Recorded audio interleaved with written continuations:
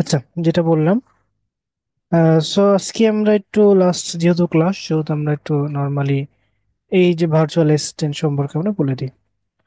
So এখানে normally আমাদের গত ক্লাসে প্রায় অনেক কিছুই কি হয়ে গেছে, তাই না?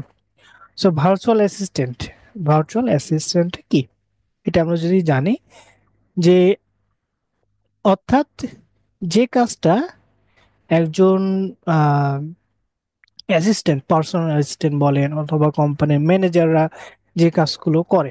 এখন একজন কোম্পানির ম্যানেজারের কাজ কি হয়, যে কোম্পানির ওভারঅল সব বিষয় কি তাকে তদারকি করতে হয়। সে যে কোনো বিষয়ে কি হতে পারে। একইভাবে ভার্চুয়াল অ্যাসিস্ট্যান্ট কাজও কি সেম, কিন্তু এই যে ভার্চুয়াল অ্যাসিস্ট্যান্ট সেটা হলো আপনি রিমোট কন্ট্রোল, রিমোটের মাধ্যমে রিমোট ওয়ার্ক, যেটা আমরা প্রথম ক্লাসে কি জেনেছি যে ডাটা এন্ট্রি কি কয়েক ধরনের হয়, remote work, office related, offline যেটা। সো রিমোটের মাধ্যমে, অর্থাৎ আপনি ঘরে বসে এখান থেকেই আপনি বিদেশি একটা কোম্পানি ভার্চুয়াল অ্যাসিস্ট্যান্ট হিসেবে কি কাজটা করতে পারেন। এই যে ভার্চুয়াল অ্যাসিস্ট্যান্ট, এখানে আপনাকে সব কিছু করতে হতে পারে। দেখা গেছে যে আপনার এই যে ডাটা এন্ট্রি রিলেটেড কাজও থাকতে পারে, অথবা আপনাকে ডিজিটাল মার্কেটিং সার্ভিস রিলেটেড কাজ হতে পারে, অথবা দেখা গেছে যে আপনি কোম্পানির মাঝে মাঝে কি আপনাকে মিটিং করতে হতে পারে, অথবা কাস্টমার সাপোর্ট দিতে হতে পারে। অর্থাৎ ওভারঅল সব বিষয় কি ভার্চুয়াল অ্যাসিস্ট্যান্টের সাথে কি রিলেটেড। এই কাজগুলো কি আপনি যদি পারেন, ওভারঅল সব বিষয় আপনি ভার্চুয়াল অ্যাসিস্ট্যান্টের জন্য কি কাজটা করতে পারেন। এটা হলো ভার্চুয়াল অ্যাসিস্ট্যান্ট, অর্থাৎ আপনি একজন অ্যাসিস্ট্যান্ট একটা কোম্পানির এমপ্লয় হিসাবে কাজ করবেন। সেটা আপনার যে কোনো পদে হতে পারে, এবং এই যে ভার্চুয়াল অ্যাসিস্ট্যান্ট যদি কেউ কাজটা করতে চায়, তাকে অবশ্যই ইংলিশে ফ্লুয়েন্টলি বা কমিউনিকেশন যেন করতে পারে, এই রিলেটেড আপনাকে অবশ্যই স্কিল থাকতে হবে। যদি কমিউনিকেশন না করতে পারেন, আপনি দেখা গেছে বিভিন্ন ভাইভাতে বা আপনি জুম মিটিং এ আসলেন, ক্লায়েন্টের সাথে তেমন কথা বলতে পারলেন না। হ্যাঁ, ক্লায়েন্ট কিন্তু এখানে বুঝতে পারবে যে আপনি প্রথম আসছেন বা প্রথমে একটু নার্ভাস ফিল করছেন, এই কারণে কি আপনার একটু সমস্যা হচ্ছে, এটা কিন্তু ক্লায়েন্ট বুঝতে পারবে। কিন্তু একইভাবে যদি দেখা গেছে যে আপনি কোনো কিছুই বলতে পারছেন না বা কোনো কিছুই বোঝাতে পারছেন না, সেক্ষেত্রে কিন্তু ভার্চুয়াল অ্যাসিস্ট্যান্টের কাজটা আপনার জন্য পারফেক্ট হবে না। অর্থাৎ আপনাকে কমিউনিকেশনটা অবশ্যই কি বাড়াতে হবে। সো ভার্চুয়াল অ্যাসিস্ট্যান্টে এই যে মূল বিষয়টা কি কমিউনিকেশন, সেকেন্ডে আপনার পরবর্তী যেগুলো কাজ থাকে সেগুলো কোম্পানির যারা ওনার বা যারা আছে তারাই কি আপনাকে শিখে দেবে। সো সেটা কি পরবর্তী কোনো সমস্যা হবে না। সেকেন্ড হলো অ্যাডমিনিস্ট্রেটিভ ওয়ার্ক, অর্থাৎ ম্যানেজার বা ভার্চুয়াল অ্যাসিস্ট্যান্ট রিলেটেড। অর্থাৎ আপনার কোনো কোম্পানির একজন অ্যাডমিন আছে, তাই না? সো এই যে অ্যাডমিনের যা যা করতে হয়, দেখা গেছে যে কোম্পানির অ্যাডমিনের মাঝে মাঝে মিটিং মিটিং সো আপনাকে বলবে যে আপনি একটা মিটিং করেন, মিটিং এ করুন। অথবা অ্যাডমিন আপনার ধরেন আপনার নিজস্ব, অর্থাৎ আপনি বিজনেসের কাজটাই আপনাকে কি করতে হবে, ওনারের সব ওভারঅল, অর্থাৎ অ্যাসিস্ট্যান্ট এবং অ্যাডমিনিস্ট্রেটিভ প্রায় সেম। অর্থাৎ সেম ওয়ার্ক গুলো, সেম কাজগুলো কি আপনার মাধ্যমে করতে হবে। সো এই ক্ষেত্রে অবশ্যই আপনাকে কি কমিউনিকেশন, এগুলো কি থাকতে হয়। ভার্চুয়াল অ্যাসিস্ট্যান্টের মূল বিষয় কি কমিউনিকেশন একটু ভালো হতে হবে। সো এরপরে অ্যাডমিন সাপোর্ট, অর্থাৎ আপনার এই যে কিছু কিছু মাঝে মাঝে যে আপনাদের তো রিকভারি মাঝে মাঝে কি সাপোর্টের প্রয়োজন হয়, ধরুন সাপোর্টের আপনার অ্যাডমিনকে নক করেন মাঝে মাঝে, যারা অ্যাডমিনের সাপোর্ট থাকে। অর্থাৎ আপনার কোম্পানি, এখন ক্লায়েন্টেড কোম্পানি যে কোনো কোম্পানি হতে পারে, এখানে যে কোনো কি সাপোর্ট লাগতে পারে। এই সাপোর্টের সময় আপনাকে নির্দিষ্ট কিছু একটা বিষয়, ধরুন আপনাকে সাপোর্টে বললো যে আমার এই সমস্যা, যখন তখন দেখলেন যে আপনি এটা যদি সমাধান করতে পারেন আপনি করলেন, অথবা আপনাদের সেই কোম্পানির যারা এমপ্লয় আছে অথবা যারা যে বিষয়ে কাজ করে তাদেরকে কি ডেকে আপনি তার সাথে কি সাপোর্টের কন্ট্যাক্টটা করে দিলেন। এই যে সাপোর্ট, এটাও কিন্তু ভার্চুয়াল অ্যাসিস্ট্যান্টে থাকতে হয়। দেখা গেছে যে বিভিন্ন কোম্পানির, আমরা যেমন অনেক কোম্পানি কি লাইভ চ্যাট করে, বিভিন্ন আপনার ওয়েবসাইটে দেখা গেছে লাইভ চ্যাট, বা কোনো সমস্যা হলে ফেসবুকে তো এখন নর্মালি চ্যাটিং যে সাপোর্টটা এখন নাই, কিছুদিন আগে কি আমরা পাচ্ছিলাম যে তাদের সাথে সরাসরি লাইভ চ্যাটের মাধ্যমে আমাদের কিছু কিছু প্রবলেম সমাধান করা। সো এই যে চ্যাটের বিষয় যারা কি বসে থাকে, এটা কি অ্যাডমিন সাপোর্টের কাজ করে।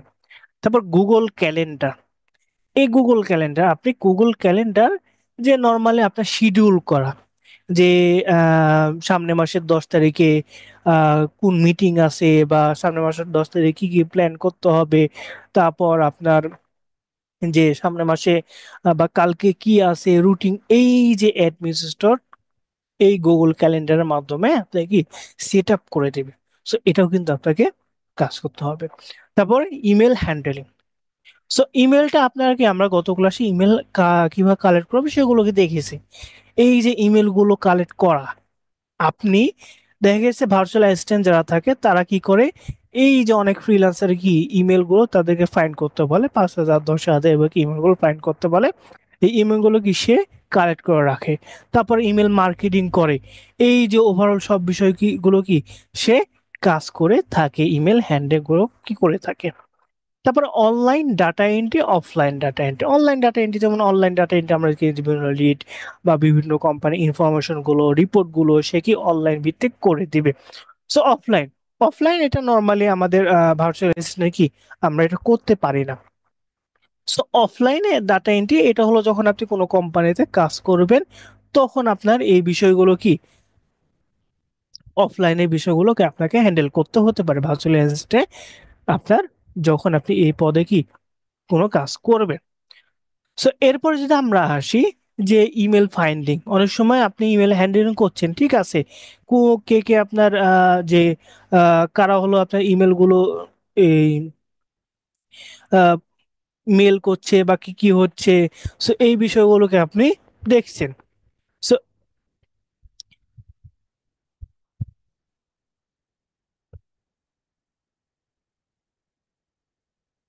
সো এরপরে দেখা গেছে যে আপনাকে নিজস্ব ভাবেও ইমেল গুলো কি কালেক্ট করতে পারে। যে আপনি দেখছেন যে এই যে কয়েকটা ইমেল আপনি নিজেই কালেক্ট করবেন। সো ইমেল ফাইন্ডিং এর কাজগুলো আপনাকে থাকতে হবে। তারপর কাস্টমার সার্ভিস, যেটা আমি বললাম যে আপনার যে customer admin support, customer service same, যে কোনো আপনার কোম্পানির কাস্টমার আছে, তাহলে সেই বিষয়ে আপনাকে কি আহ সেই বিষয়ে আপনাকে ওই যে কাস্টমার সাপোর্ট কি দিতে হবে।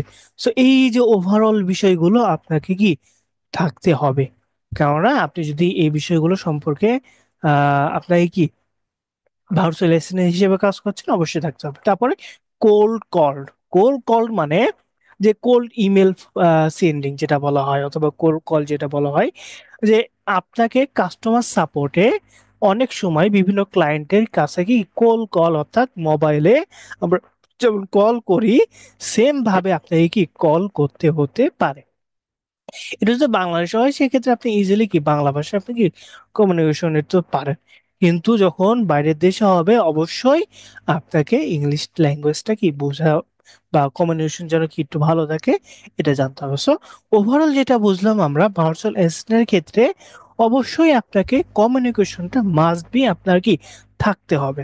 কমিউনিকেশন যদি না থাকে, একটু যদি লো হয়, ক্লায়েন্ট আপনাকে ক্লায়েন্টের সাথে যখন মিটিং করবে তখন ক্লায়েন্ট যদি বুঝতে পারে না আপনার দ্বারা কি কাজ করলে বা আপনাকে নিলে কি হবে, সো সেক্ষেত্রে অবশ্যই আপনার তারা আপনাকে কি নিয়ে নেবে। যদি দেখা যায় যে মিটিং এ আপনি কোনো কিছু বলতে পারছেন না বা বুঝাতে পারছেন না, সেক্ষেত্রে আপনাকে নিবে না। ভার্চুয়াল অ্যাসিস্ট্যান্টের কাজটা এটাই। সো আপনি ফাইবারে যদি দেখেন ভার্চুয়াল অ্যাসিস্ট্যান্ট অনেক পাবেন, কিন্তু ভার্চুয়াল অ্যাসিস্ট্যান্টে তারা কি দিয়েছে ডাটা এন্ট্রি গুলো কাজ, কিন্তু ভার্চুয়াল অ্যাসিস্ট্যান্টের যে মূলগুলো কাজ, এই যে ওভারঅল বিষয়গুলোকে আমরা দেখতে পাই। সো যেটা বললাম যে এই ভার্চুয়াল অ্যাসিস্ট্যান্ট আপনি কি নিজেও করতে পারেন, সো সেক্ষেত্রে অবশ্যই আপনাকে একটু কমিউনিকেশনটা কি বাড়াতে হবে, তাহলে অবশ্যই ইজিলি আপনি এগুলো হ্যান্ডেলিং কি করতে পারবেন। সো এরপরে আমরা ডাটা এন্ট্রির এই যে কনভার্ট ফাইল, অর্থাৎ অনেক সময় আমাদেরকে পিডিএফ এক্সেল এগুলো ওয়ার্ড করতে হয়। সো আপনি অনেক সময় আমরা যদি এটা দেখি যে একটু, যে ধরেন আপনি PDF to Excel, PDF to Excel, so এটা নর্মালি আমরা এখন কি ইজিলি কনভার্ট করতে পারি। এই যে বিভিন্ন সাইট আছে যেমন আই লাভ পিডিএফ, এখানে যদি যান, যাওয়ার পরে এই সাইডে নর্মালি এই কাজগুলোকে আগে অনেকেই কি করতো, অনেক আপনার দেখা গেছে শুধুমাত্র কনভার্টের জন্য, কারণ অনেকে এই যে কনভার্টটা পারতো না, এখন ইজিলি পেরে যায়।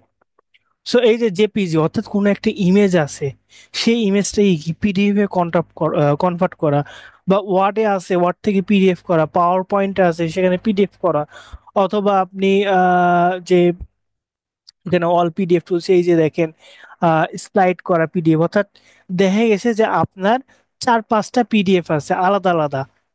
সেক্ষেত্রে ক্লায়েন্ট বললো যে তুমি 2 নম্বর এবং 4 নম্বর পিডিএফটা কি একসাথে যুক্ত করে দাও। তখন আপনি কি এই যে মার্জের মাধ্যমে কি একসাথে যুক্ত করতে পারবেন। অথবা একটা পিডিএফ এ ধরেন 10টা পৃষ্ঠা আছে, 10টা পেজ আছে, সেই পেজ থেকে বললো যে তুমি হলো 5টা পেজ বা 6টা পেজ আলাদা করো। সো এই যে স্লাইডের মাধ্যমে করতে পারবেন। বা কোনো পেজ যদি রিমুভ করতে হয় রিমুভ করা, এগুলো কি অর্গানাইজ করতে পারবেন। তারপর এখানে ওসিআর যে কিউআর কোডে, তারপর এখানে দেখেন অনেক অপশন গুলো কি আছে, এক্সেল টু পিডিএফ, অর্থাৎ কোনো একটা এক্সেল আছে সেটা কি পিডিএফ এ কনভার্ট করা। সো এই বিষয়গুলোকে আপনি এখান থেকে পাবেন, অর্থাৎ যেটা প্রয়োজন হয় নর্মালি এই কাজগুলো কি ফাইল কনভার্সেশন, এখন অত কি আমরা পাই না। সো এই বিষয়গুলো আপনি গুগলে সার্চ দেবেন যে PDF to Excel, PDF to Word, easily এখন কি অনেক ওয়েবসাইট কি ইজিলি পেয়ে যাবেন। জি। আজকে আপনাদের যেহেতু লাস্ট ক্লাস সেটা আমরা বললাম, আমি যতদূর দেখাইলাম আশা করি এখান থেকে প্রায় অনেক কিছুই দেখানো হয়েছে, এখান থেকে আপনি কাজ করতে পারবেন। আর আপনাদের 20 তারিখের পর থেকে নতুন ব্যাচ স্টার্ট হবে, যেটা আমি বললাম ডাটা এন্ট্রি। সো আপনারা যদি চান যে আমি নতুন ভাবে আবার ডাটা এন্ট্রি করব, আপনাদের কিন্তু সুযোগ আছে। আপনারা অ্যাডমিন প্যানেল থেকে সেখানে নাম্বারে কল করে অথবা পেজে মেসেজ করে আপনি অ্যাড হতে পারবেন। সেকেন্ড হলো আপনাদের সাথে সাথে কি নতুন হলো আপনার ডিজিটাল মার্কেটিং ব্যাচ শুরু হচ্ছে। যদি চান যে না আমি তো ডাটা এন্ট্রির বেসিক সবকিছু ক্লিয়ার হয়েছে বা অ্যাডভান্স হয়ে গেছি, সো আমি চাচ্ছি যে ডিজিটাল মার্কেটিং করব, সো সেক্ষেত্রে আপনি কি ডিজিটাল মার্কেটিং এ অ্যাড হতে পারবেন। সো এটা আপনার উপর নির্ভর করবে। সেক্ষেত্রে অবশ্যই পেজে অথবা অ্যাডমিন প্যানেলে মেসেজ করবেন। জি। কারো যদি কোনো কোশ্চেন থাকে বা এই সম্পর্কে বা আমরা যেটু আলোচনা করলাম সে সম্পর্কে করতে পারেন। ভাইয়া ফাইবার খুলে দিলে একটু ভালো হতো, মানে নতুনদের জন্য, নাকি আবার ওয়েট করতে হবে? ফাইবারে তো নরেন ফাইবারে যদি ক্লাস নেওয়া হয় সেক্ষেত্রে অবশ্যই 3টা ক্লাস নিতেই হয়। সো যেহেতু আপনাদের সামনে নতুন ব্যাচ শুরু হচ্ছে এই কারণে ফাইবার ট্রাভেল তো অফ, সামনে আপনাদের ডিজিটাল মার্কেটিং বা ডাটা এন্ট্রি ওখানে দেখানো হবে। স্যার কোন পেজে নক দেবো স্যার, মানে যে করার জন্য পেজে জিনিসটা? যে পেজের মাধ্যমে আপনি ভর্তি হয়েছেন সেই পেজে,